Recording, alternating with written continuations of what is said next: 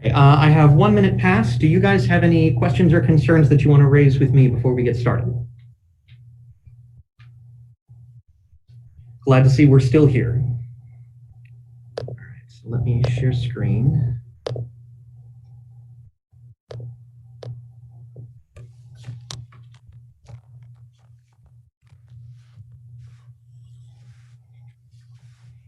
Okay.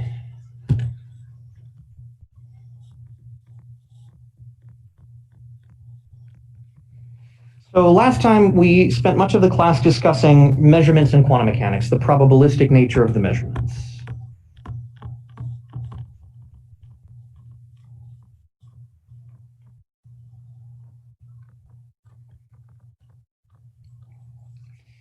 So we said the way to predict the outcome of a measurement in quantum mechanics, even probabilistically, is to take the state that you have and decompose it in the eigenbasis of the observable you would like to measure. Even if the state psi, which you have, does not have a definite property of the observable you would like to measure, the eigenstate does, and you characterize the probability of that outcome based on the probability amplitude, which is that overlap of the state you have with the state possessing definite properties. So the important part is that this basis omega is the basis that has well-defined properties. That is the eigenbasis of the observable omega. And then the probability of outcome omega is just given by that probability amplitude squared. And we said, even if you don't want to predict the entire probability distribution, for every possible outcome, you can easily predict cumulants of the probability distribution.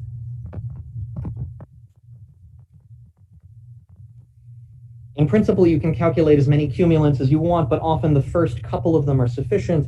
The first of these is the expectation value, or the mean.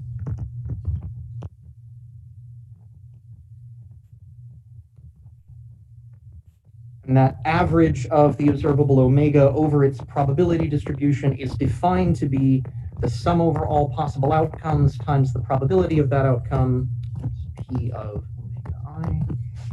And we show that this is just equal to the matrix element of the observable in the state psi. And you can evaluate this in any basis you want. It doesn't have to be in the eigenbasis. This is just a matrix product. The second moment is the uncertainty, or the standard deviation.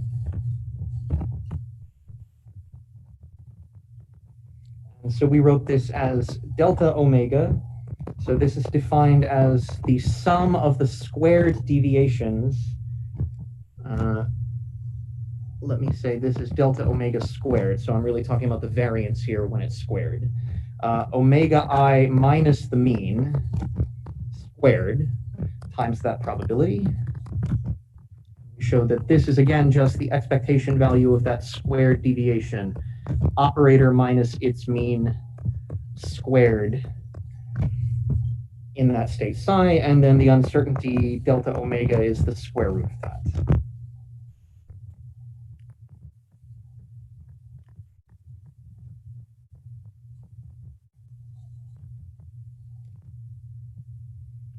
Okay, and this was the bridge into the Heisenberg uncertainty principle.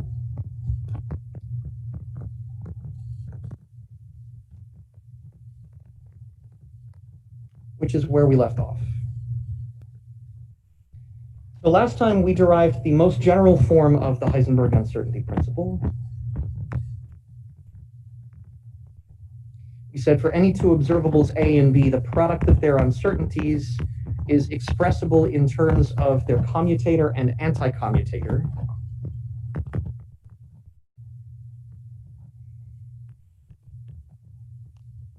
First term is the anti-commutator of the deviation of A from its mean, the deviation of B from its mean, evaluated in the state psi, plus a term coming from the commutator,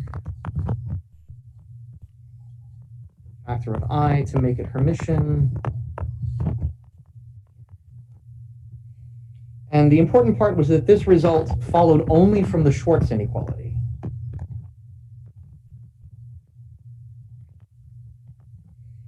So the next thing that we'd like to investigate is what is the limit of the Heisenberg uncertainty principle? What is the quantum state possessing the least uncertainty between variables A and B?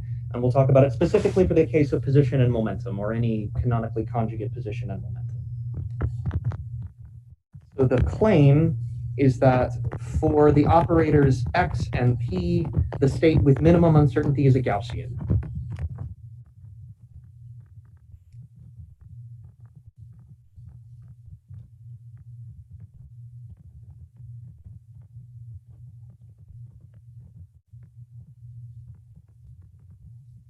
Pretty straightforward to take a Gaussian and show that if you calculate the uncertainty of x, the uncertainty of p, that does saturate the bound. It's a little harder to show that this is the only thing that can. And to show that, we need to use the knowledge of the Schwarz inequality to show when that inequality becomes an equality. So the proof relies on both of those components. So the first is to saturate the Schwarz inequality.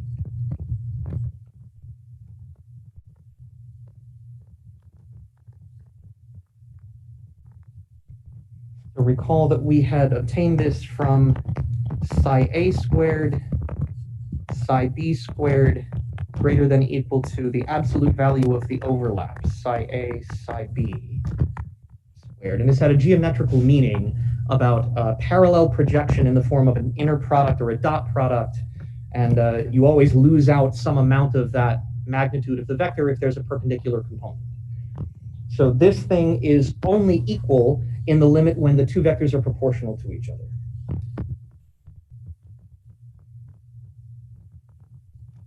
Only equal if psi A is proportional to psi B.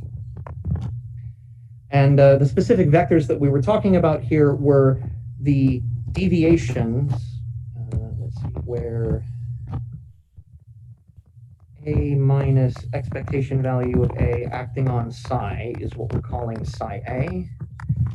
And similarly, B minus expectation value of B acting on psi is psi B. So the requirement to saturate the Schwarz inequality is that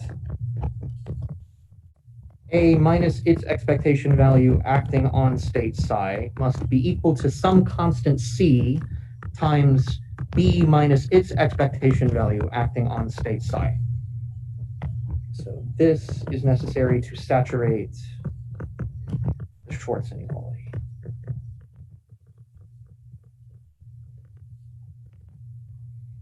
If I want to get the uncertainty principle expressed solely in terms of the commutator piece, then I need to require that the anti-commutator does not contribute. So that is my second condition. I need the anti-commutator, so the expectation value of A minus its expectation value, B minus its expectation value be equal to 0. And if I open up the anti-commutator, then this is simply psi A, psi B, if I write it in the first order, plus the other order. Psi B, psi A, equal to 0.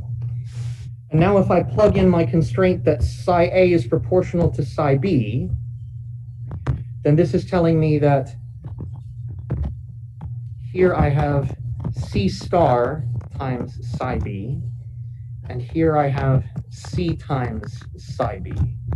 So when I add these two terms together, what I get is C plus C star times the norm of the state psi B must be equal to 0. And since psi B has a proper norm, which is positive, this tells us that I must have C star equals minus C, and that means C is an imaginary number. So C equals I alpha, where alpha is a real number. So I can summarize both of these constraints for any operator A and B by saying I must have psi A equals I alpha psi B, or A minus its expectation value acting on the state psi must equal I alpha B minus its expectation value acting on the state side. Okay, so that was enough for all operators in general. Now let's apply this to the specific case of position and momentum.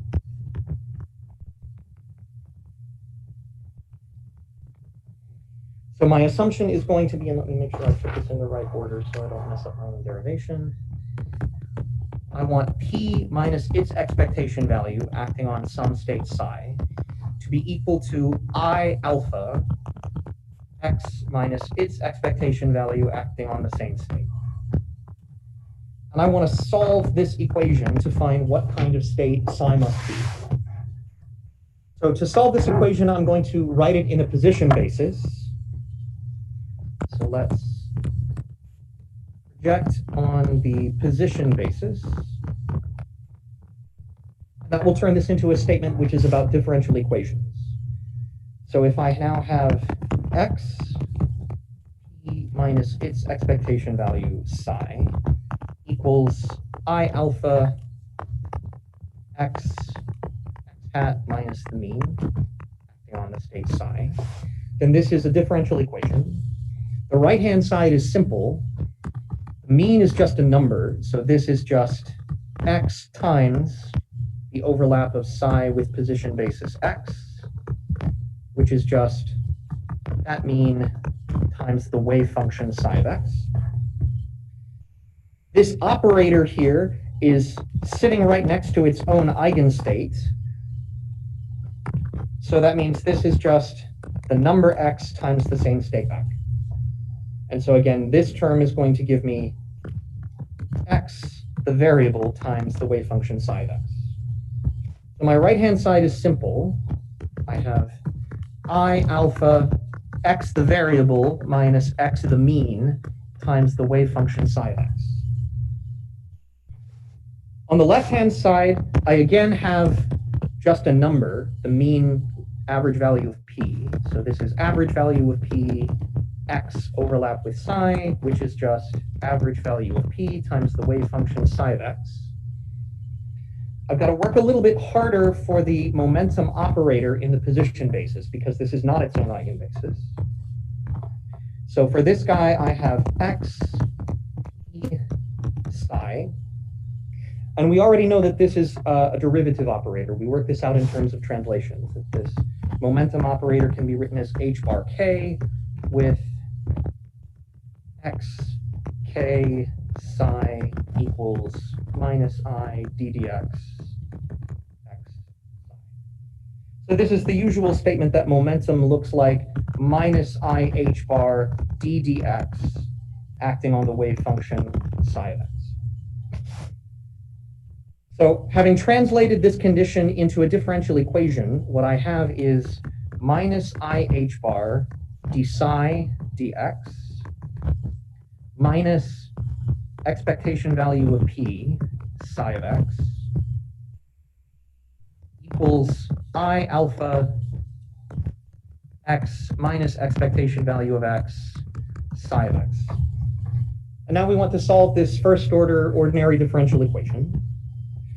Thankfully, this is even separable. So if I split up the terms, I have IH bar d psi dx equals, on the right-hand side, I have I alpha x minus average value psi of x plus average value of p psi of x. And I see that my psi's and my dx are now completely separated.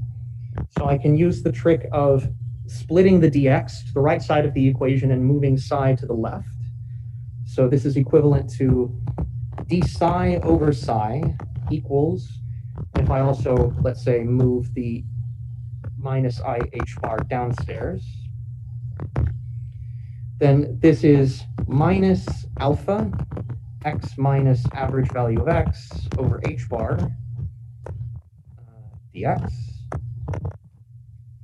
plus I over h bar average value of p dx. Make sure I've got all of my signs right before I start integrating. Okay, and now I can integrate this equation. So if I integrate the left-hand side, integrate each of the terms on the right-hand side, Let's integrate them all from x equals 0 to some arbitrary endpoint x.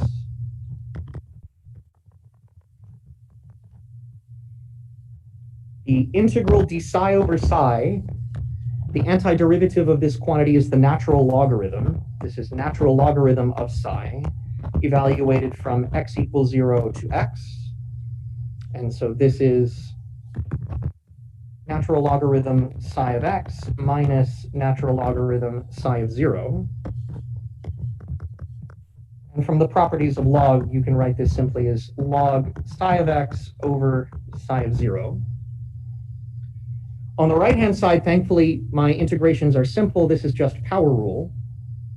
So the momentum factor on the right is just integrated dx, and there's no x on it. So this last factor just becomes I over h bar average value of p times x. And the term in the middle involving x is also not that hard. I do have an extra factor here involving x. If I integrate this thing, I get minus alpha x minus average value of x squared over h bar with a factor of 2. It's just integrating by power.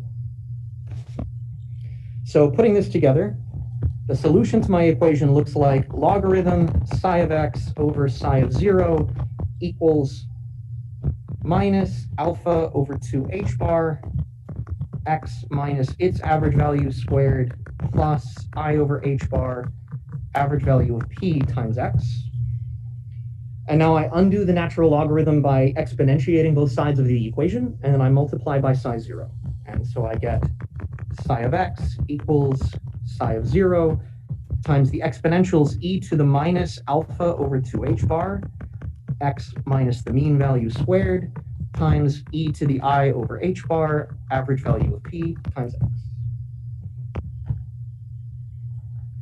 So this is our answer, and you see that the essential feature is here. The general form is a Gaussian.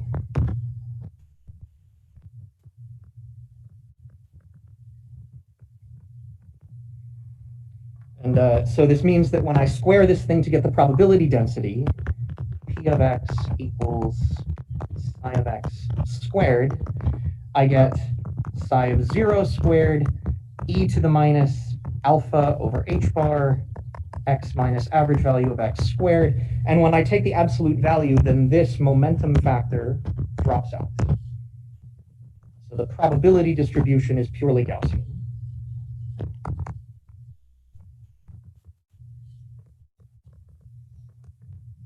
But that momentum factor is still doing something there. It's a pure complex phase, so it doesn't show up directly at the level of the probability distribution. But this is how your wave function carries a net momentum from that e to the I px. Another perhaps also useful form of this is to express it in terms of the location of the midpoint, the mean of the distribution. So if I plug in psi of expectation value of x, this is just psi of 0. If x equals its mean, then the Gaussian part is 1, the exponent is 0. And I just get e to the I over h bar, average value of p, average value of x. And if I divide the two, then it's easy to see that my psi of 0 is going to cancel. And I just subtract that average value of x out of the last exponent. So I get psi of mean value, e to the minus alpha over 2h bar, x minus its mean squared, e to the I over h bar, absolute value of p, x minus its mean.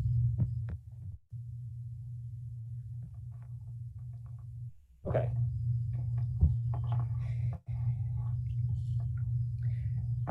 So I would say in words that the wave function that we've constructed here, this Gaussian, is the most classical state that one can construct in quantum mechanics. It is the closest you can ever get to simultaneously measuring position and momentum.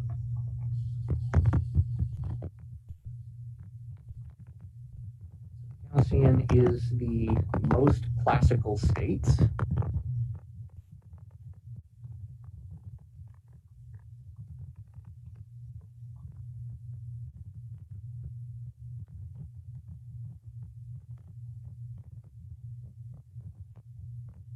closest to simultaneous measurability, i.e. the least uncertainty.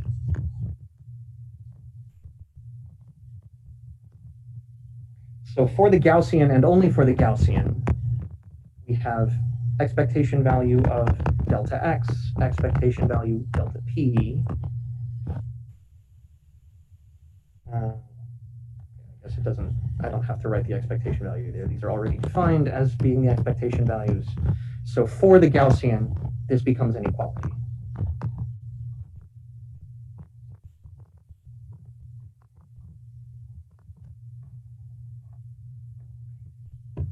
I just had a question while you're going through the integrals. You dropped the operator hat on the x. X is still an operator, right? It's no longer like, it's not just a division. Good question. So here x was the operator, but x acting on its eigenstate returns back x the variable times that state. Oh, okay. Yeah, good question. Any other questions about this derivation? Okay.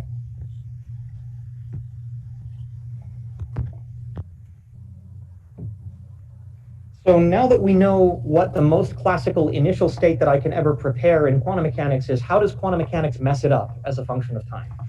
So my next question is, what happens to this Gaussian if you let it evolve in time?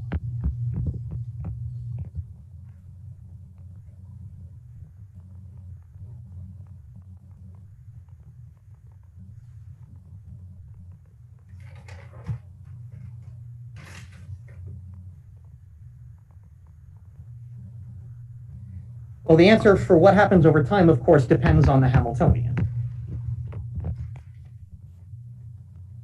Since, of course, the wave function as a function of time given by the solution to the time-dependent Schrodinger equation is e to the minus I over h bar Hamiltonian times time psi of 0. So the thought is, if I put in at t equals 0 my Gaussian, and I let my Hamiltonian evolve it and mess it up, how badly is it going to mess it up, and what do I have left at some later time? Of course, this depends on what my choice of the Hamiltonian is. If I put in forces, then that will change the dynamics of my Gaussian wave packet. But the simplest thing that I can do is just consider a free particle. No forces, just pure propagation with kinetic energy. So let's consider the case of the free particle Hamiltonian.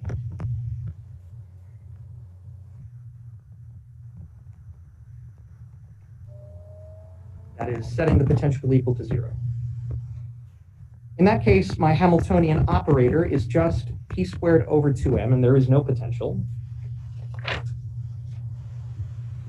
Since the Hamiltonian is given entirely by the momentum operator, obviously a state which is an eigenstate of momentum will also be an eigenstate of the Hamiltonian. So clearly, eigenstates H are the eigenstates of P.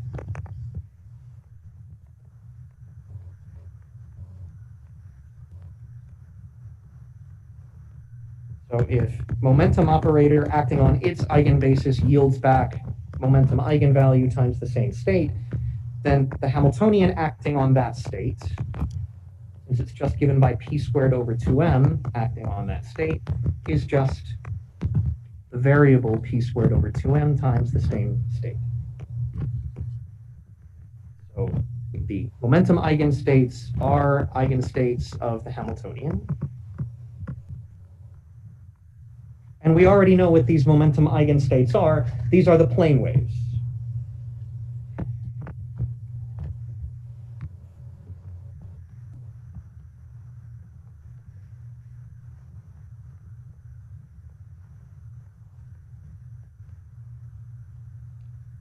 So we had worked out before for the case of translations that the projection of this plane wave state onto the x basis just looks like the Fourier factor. We said it was e to the I kx before, where k, h bar k is p. So in terms of momentum p, this is I over h bar px. When we constructed this before, we didn't worry too much about what the overall normalization factor was. There's some flexibility in how you choose to define these things. But the normalization factor that I'm going to want now is 1 over 2 pi h bar. And the reason for this is because now, with this normalization factor, my overlap of two different momentum states gives me a delta function. So we can see this as follows. I insert a complete set of position states in between.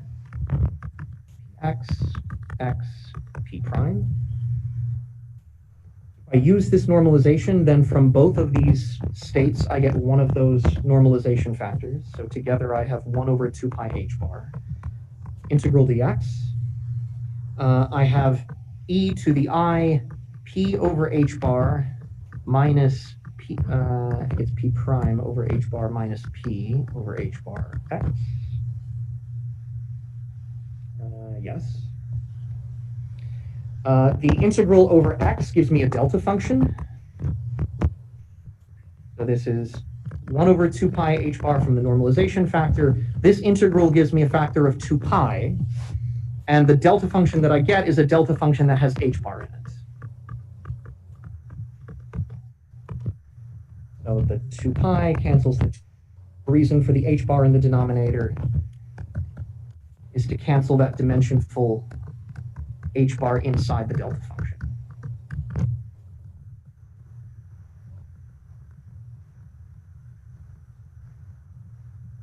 So with this choice of normalization, the momentum states are normalized to a delta function.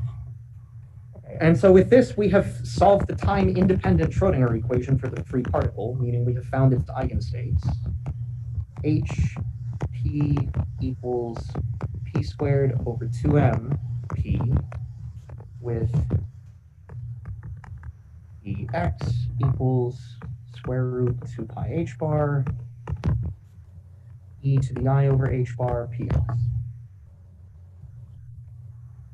So now that we have the eigenstates, it's easy to write down anyway what the time evolution is.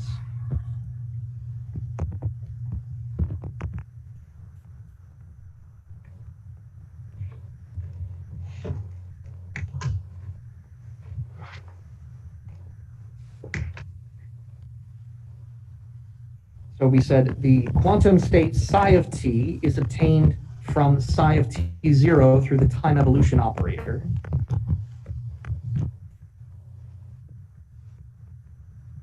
E to minus I over h bar Hamiltonian times time.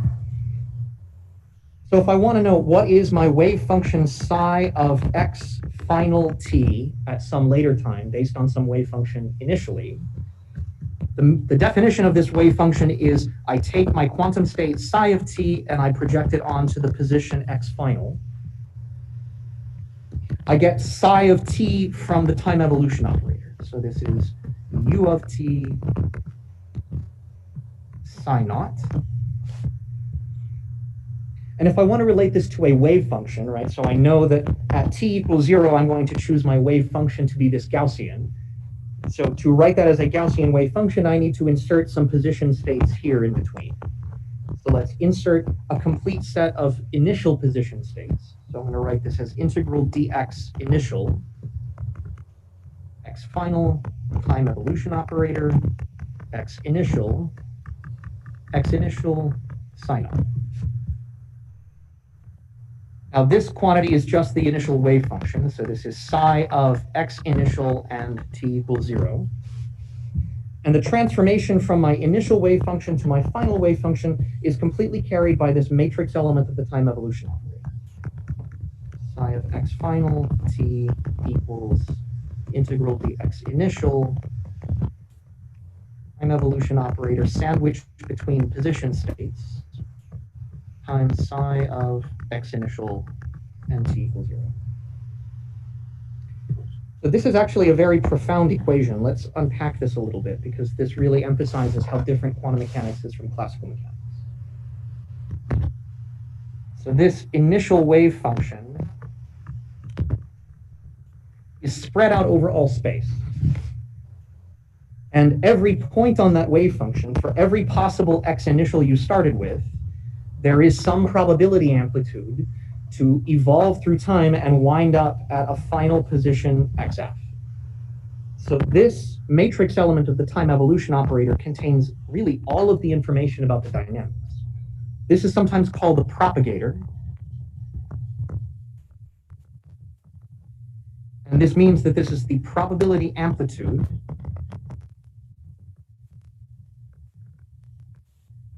to evolve from an initial condition x initial t equals 0 and wind up at x final at some later time t. If I know the propagator, I know everything about quantum mechanics for the system. And it's kind of interesting the way that this is formulated. I have fixed psi of some position x final, and I'm asking where did it come from? And the answer is it could have come from anywhere. I have to integrate over all possible initial positions, and that wave could have traveled from any initial position to the position that I measured. Sum over all initial positions. And only by adding all of this up do I construct the wave function or the final interference pattern at some later time t.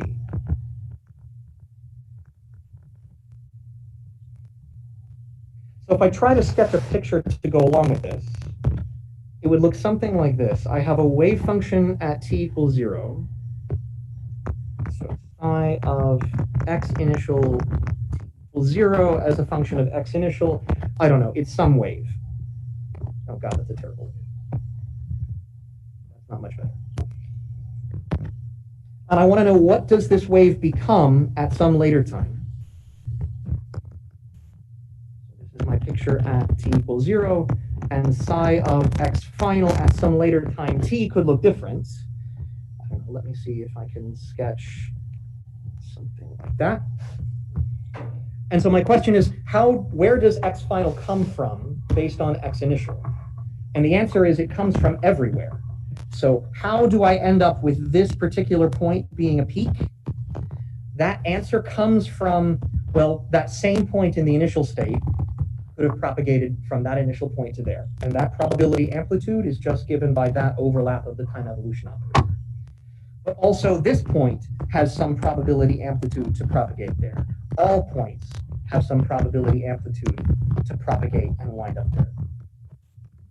So it's because of this wave-particle duality, you have to sum over all histories. Every possible initial state has some amplitude for contributing to this particular final state. And that's really a profound difference about quantum mechanics. So Feynman called this sum over histories.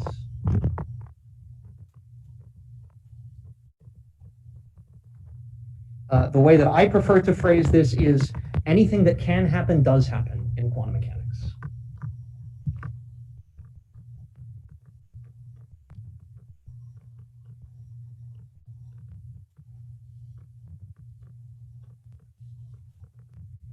And perhaps Murray Gell-Mann said it in a very pithy way, which is that anything not forbidden is compulsory.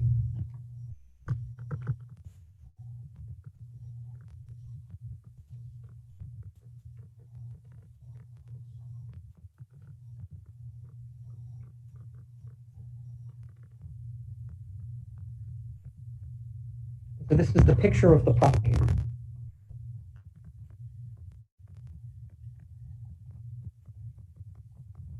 Final u of t x initial. And this relates back to elementary measurements of things like a double slit diffraction experiment, where you say, I have an electron coming in to a screen, has two slits in it, and if this thing is a wave, which slit does it go through? Well, the answer is it goes through both of them.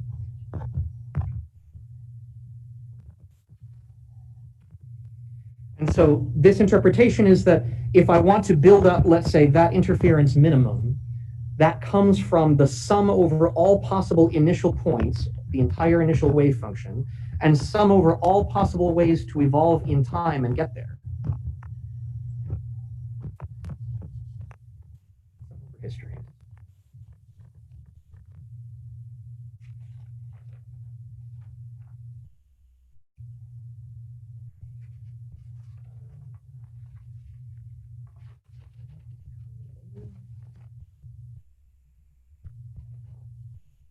So the picture that I have for this is, for going forward in time, it's like ripples spreading out in a pond. So my propagator was the probability amplitude to land at x final, having started at x initial. So I can interpret this two ways. So if I fix x initial, that's like having a delta function wave function. It starts exactly at this particular point. And I ask, where does it go as a function of time?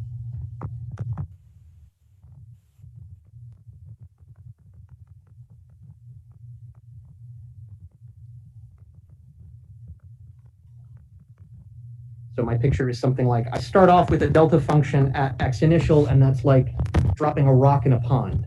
And I watch the ripples spread out as the function of time. And so I find the probability to land at x final by computing that wave. And that describes the propagation of this disturbance from x initial to x final. The way that we're using it now is sort of the inverse. And that's to say, I want to fix x final and ask, where could it come from?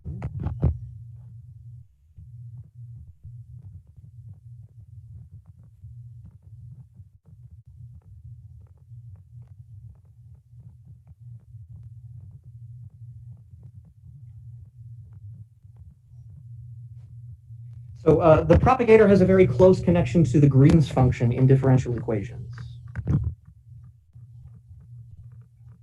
The Green's function to some differential equation, I don't know, differential operator on psi equals 0. The solution, or the Green's function, is something like a differential operator. Green's function of x and x prime is a delta function of x minus x prime.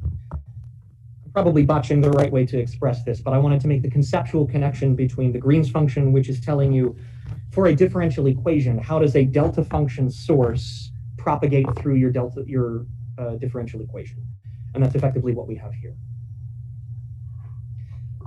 Okay, so having talked a little bit about what the propagator is and how that encodes the wave information of quantum mechanics, let's evaluate what the propagator is for the free particle. Most of the time, the propagator is so complicated that solving it requires solving everything about quantum mechanics, and that's usually too hard.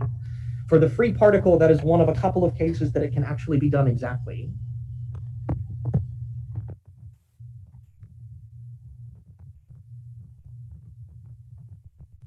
So for the free particle, this propagator x final u of t x initial is x final e to the minus I over h bar, Hamiltonian times time,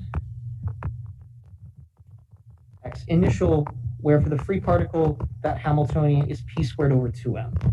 And since we know that its eigenstates are momentum eigenstates, we can evaluate this thing and get a function by inserting those complete set of eigenstates. So let me integrate dp, x final, e to the minus I over h bar, p squared over 2m times time, p x initial.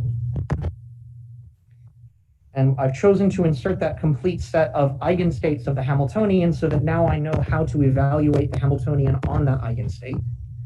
This is the same eigenstate back times the number e to the minus I over h bar, p squared over 2m times time. So what I get is integral dp, final p h bar p squared over 2m times time, p initial. And I know what both of these states are. These are just the plane wave states.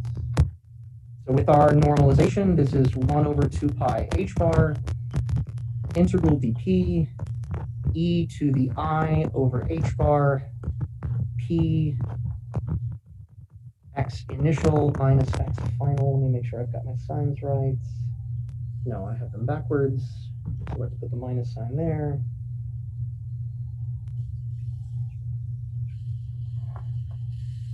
Yes, that's right. times e to the minus I over h bar p squared over 2m times time. So this is just an integral. If you can evaluate the integral, then you have the answer. We're lucky because this integral is of a particular form that is doable. So this integral, specifically with the limits going from minus infinity to plus infinity, is a standard Gaussian integral.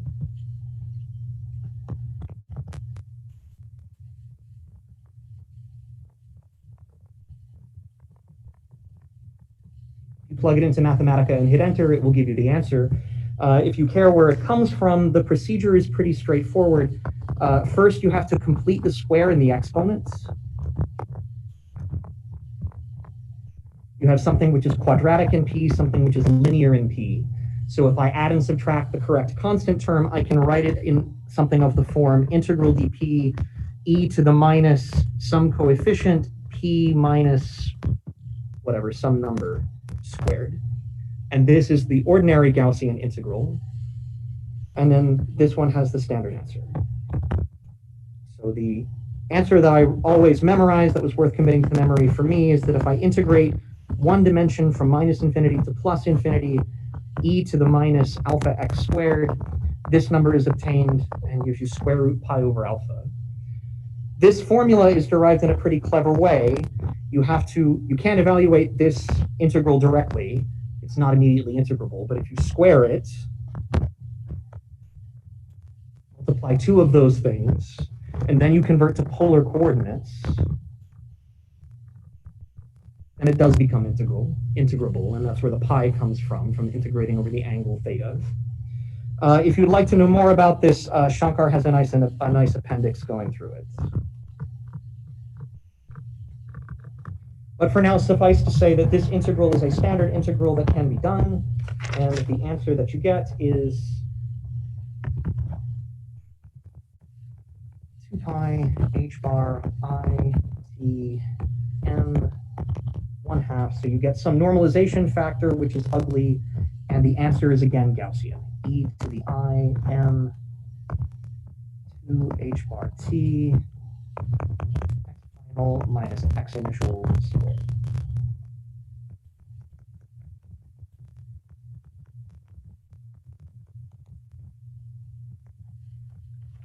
So solving the propagator is tantamount to solving the entire Schrodinger equation, the entire evolution of your wave packet. And so now we can obtain psi of x final and t from convoluting it with the initial wave function. So this is integral dx initial propagator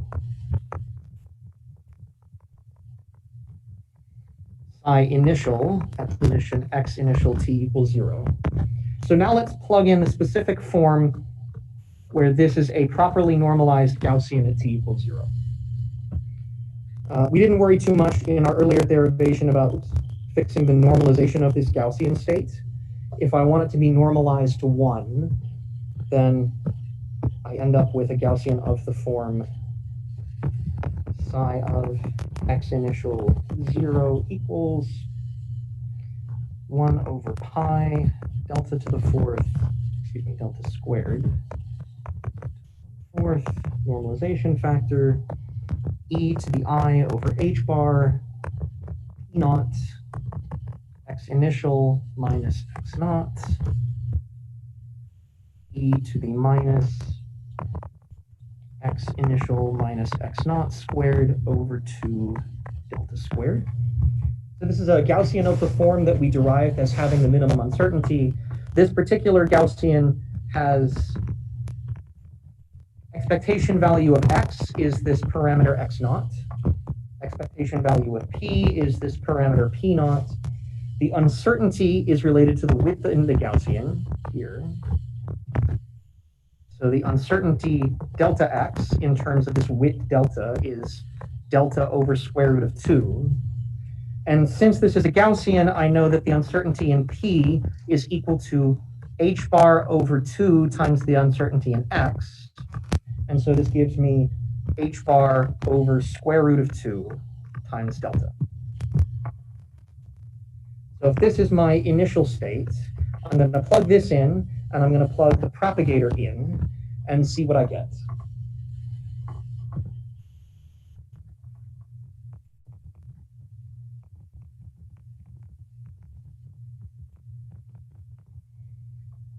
Okay, so it's a big mess. I have 2 pi h bar I t m half e to the I m 2 h bar t minus x initial squared. This is the propagator. My wave function is pi delta squared to the 1/4 e to the I over h bar p naught, x initial minus x naught, e to the minus x initial minus the mean squared over 2 delta squared. Okay, so it's a big mess, but it has a familiar structure. So this is just a constant, this is just a constant. Let's pull them both out.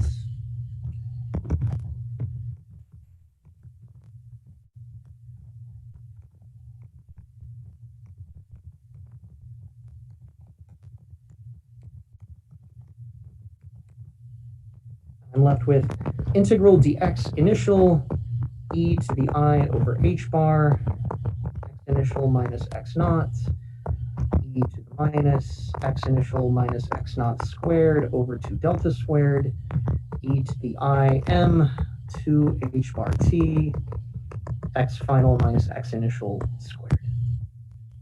Again, integrating minus infinity to plus infinity.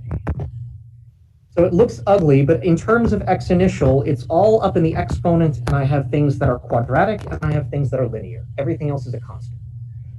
So even though it's ugly, this is again of the same form of a standard Gaussian integral.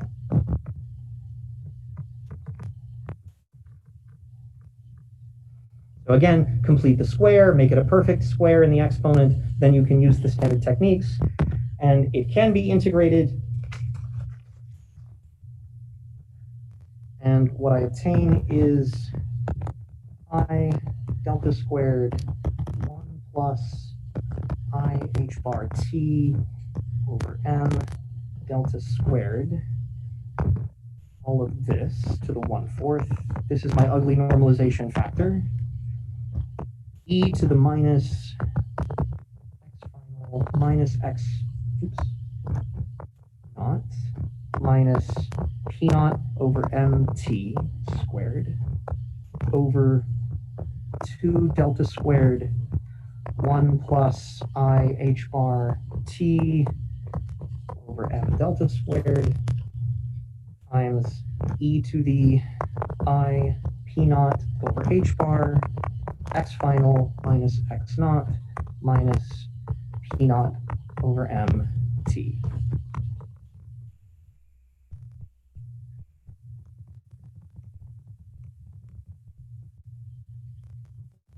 So this is our solution for what the Gaussian wave packet does as a function of time.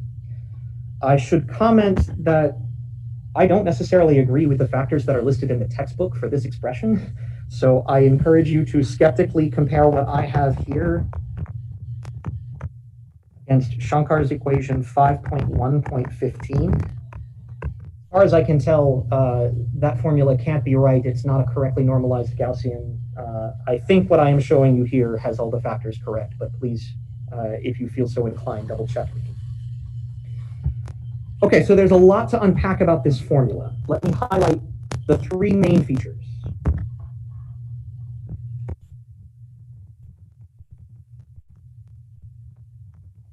The main features of an initial Gaussian wave packet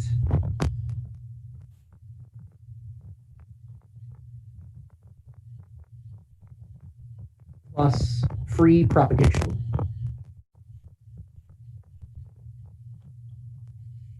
So the first thing that I want to point out is the form of the solution. The form was Gaussian to begin with. The form remains Gaussian at later times. It is still e to the minus x final minus a mean divided by some width squared.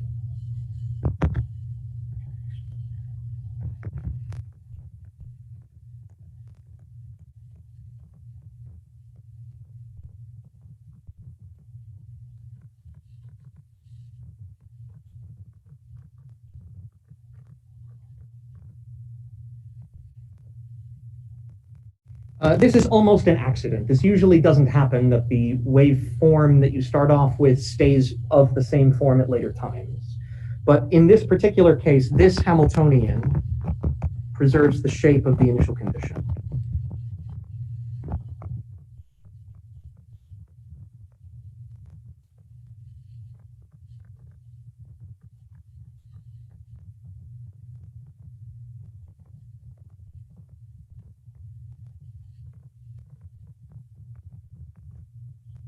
So my picture is, if my initial probability distribution, I squared of x at t equals 0 looked something like this. It was a Gaussian centered on its mean x0 at t equals 0. Then at some later time,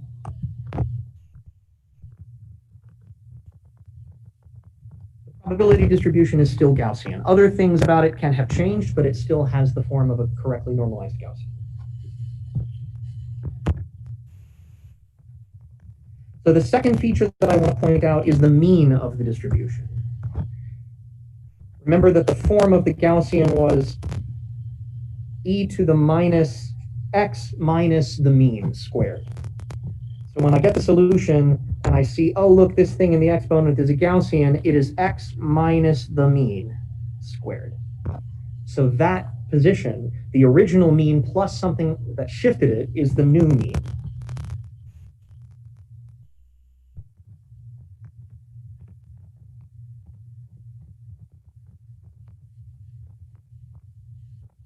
The mean of the Gaussian moves in time.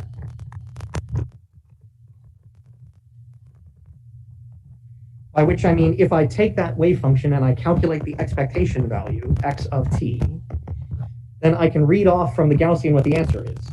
It is x naught plus p over m times time.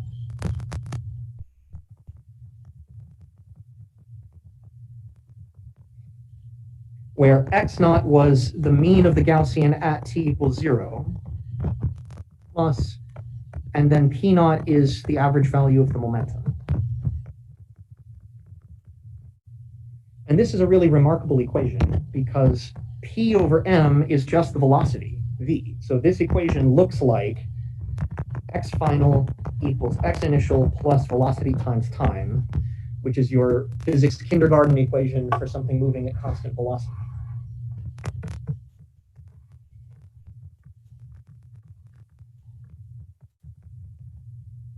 So to be clear, this is the precise expression. This is what it looks like. And so what this is telling us is that the mean of the Gaussian follows its classical trajectory.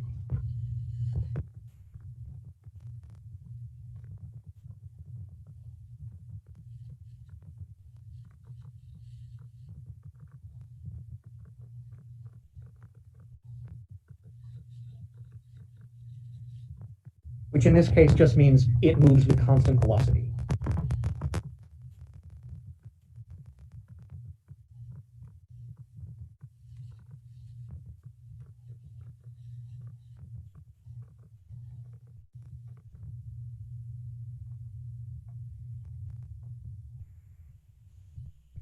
My picture here is, if my initial probability distribution was localized in time at, localized in space at point x naught,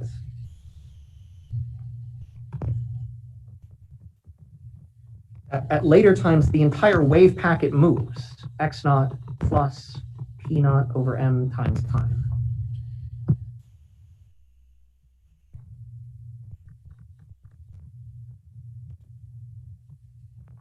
So you see the entire blob of probability, which is moving together as if it were all moving with constant velocity.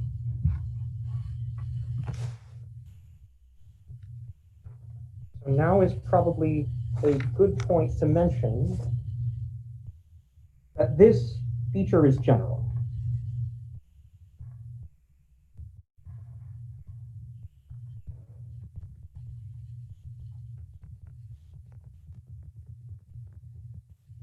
This feature, the mean following the classical trajectory,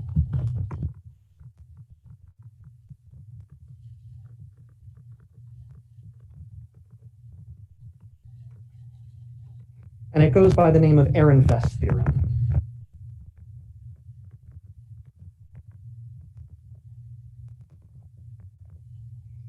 This is trivial to prove, especially in Heisenberg representation. We already saw that in Heisenberg picture, where all of the time dependence sits in the operators, that the equation of motion was I h bar d dt, the operator itself, omega of t, is equal to the commutator of that operator with the Hamiltonian. If I want to turn this statement of operators into a statement about averages, all I have to do is put brackets around the whole equation. Since the states are time independent in Heisenberg picture, I can just pull the time derivative out. I get I h bar d dt of expectation value of omega of t equals expectation value of the commutator.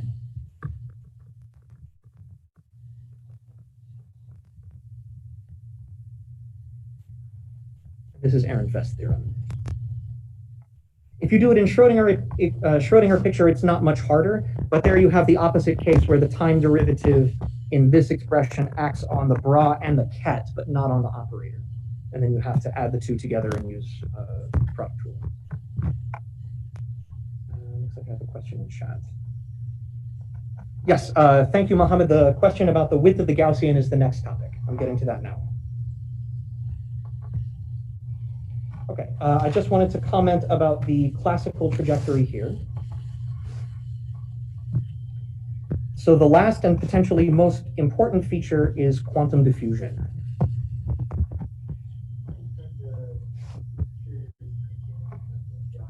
Oh, geez. Let me, why is it doing this? Let me unshare and reshare. It looked like the screen quality got grainy.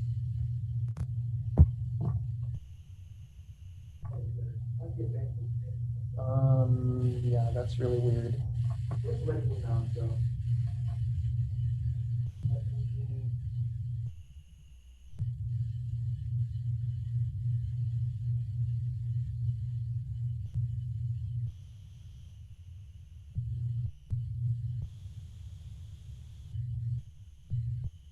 Sorry, I'm having a problem with the display in class. If it becomes illegible again, please let me know. Okay, the last feature to point out was the changing width of the Gaussian, as Mohammed correctly noticed. So the width of the Gaussian is here in the denominator, and whereas it started off with delta squared in the denominator, now its denominator is something that's changing with time. It looks like delta squared is getting multiplied by this factor.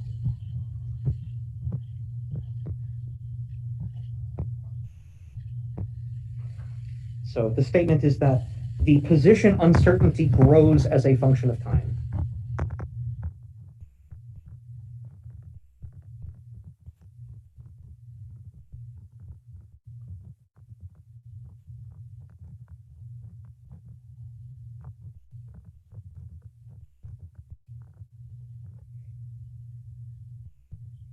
And so this is what I refer to as quantum diffusion.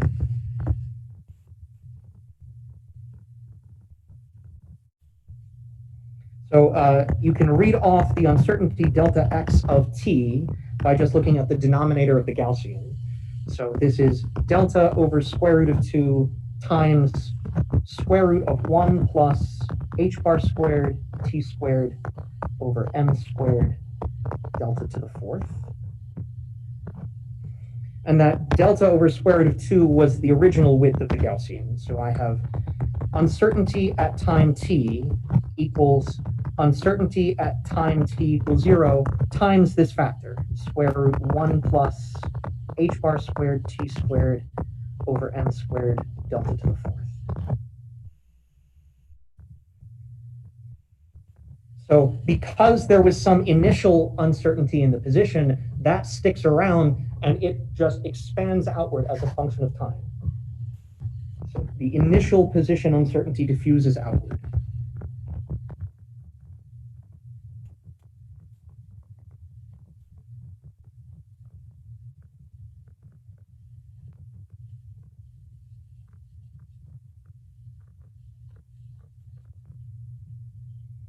But what's fascinating about this is that since the distribution is still a Gaussian, that means its combined uncertainty of position and momentum still saturates that minimum bound of the Heisenberg uncertainty principle. So if the position is getting less certain, the momentum is getting more certain.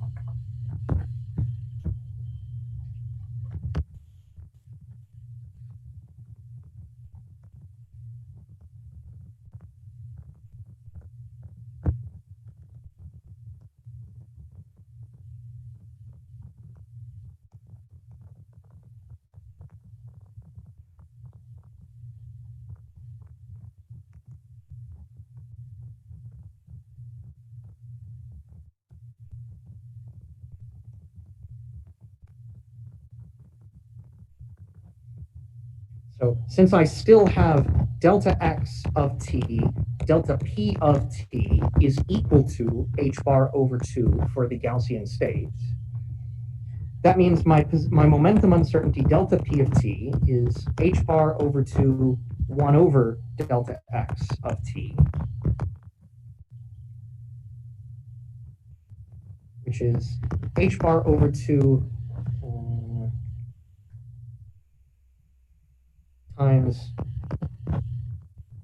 1 over delta x at t equals 0. Now that square root goes in the denominator. 1 over square root 1 plus h bar squared t squared over m squared delta to the 4th. And this, of course, was the original momentum uncertainty. Delta p of t equals delta p of t equals 0 times a decreasing function, 1 plus h bar squared t squared squared.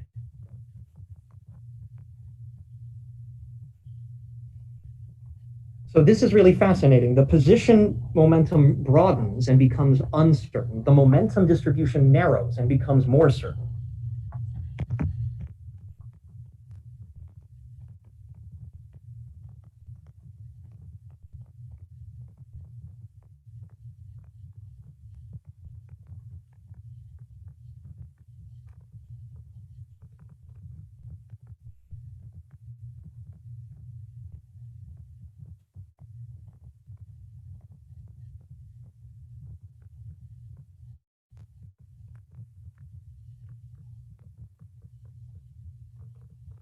So if I try to draw this as a function of time,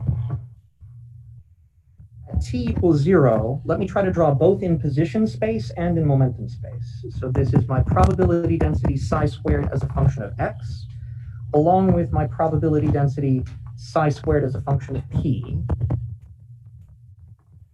So originally, both of these things were Gaussian with some width. So this one was centered around x naught, and the width up to factors of 2 or something is delta. The momentum distribution is centered at p naught, and it has a different width, its width is basically h bar over delta. Again, up to factors of 2 that I'm not going to be precise about here. So this is what the distribution looks like at t equals 0. And because the widths are inversely related to each other, that means the narrower that it is in momentum and position space, the broader it is in momentum space. So if I start off with a Gaussian that's fairly well localized in coordinate space, then the momentum distribution starts off pretty broad. So now if I evolve both of these things forward in time, by the way, it's worth mentioning that these two distributions are related by Fourier transform, just inserting the complete set of plane wave states.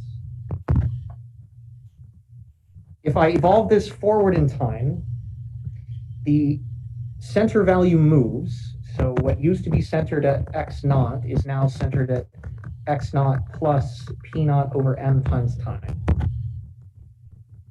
Squared versus x. And the distribution broadens. So now this looks kind of like that. This width is delta of t.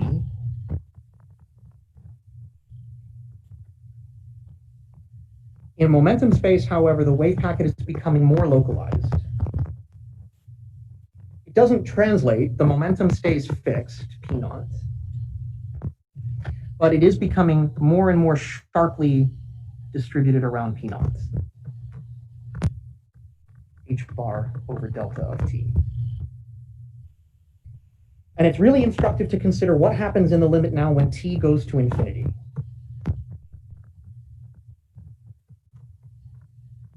If I let the broadening continue, eventually my wave function just smears out, and in position space, I get a complete constant.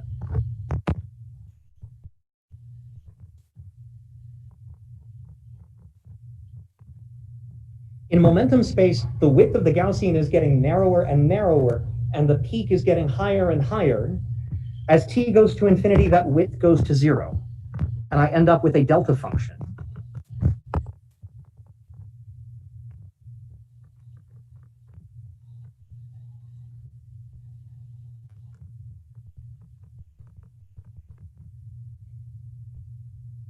And this is no accident, because the state, which is a delta function momentum, is exactly an eigenstate of the Hamiltonian.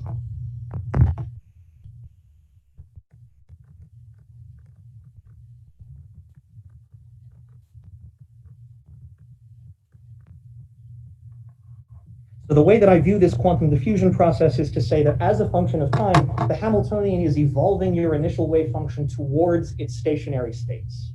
And in this case, that stationary state is a pure plane wave delta function in momentum space.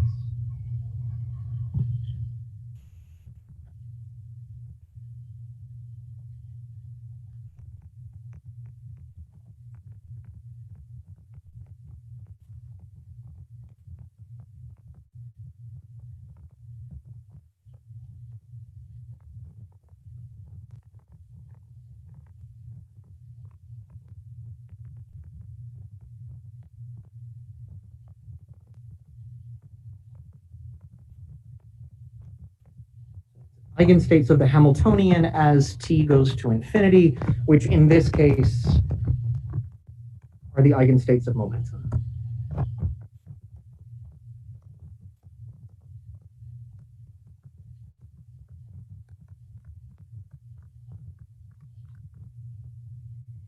And the way in which it does that is sort of seen here in position space.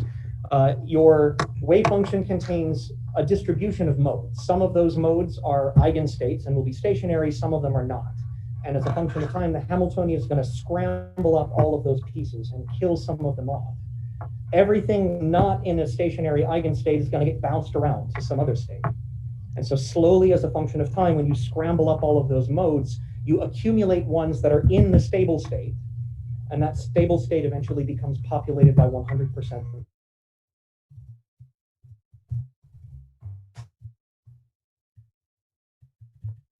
So one comment here about quantum correspondence is that there are features. You can't read things.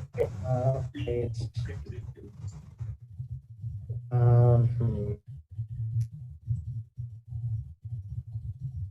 No, I do not want to stop recording.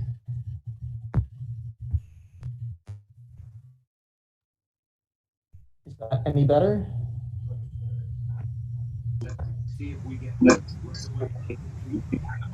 Okay, sorry about this. I'm not sure why this is having some problems now.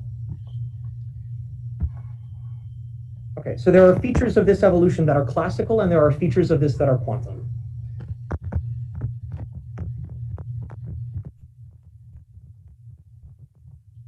The evolution of the mean is, let's say, semi-classical. Consequence of Ehrenfest's theorem.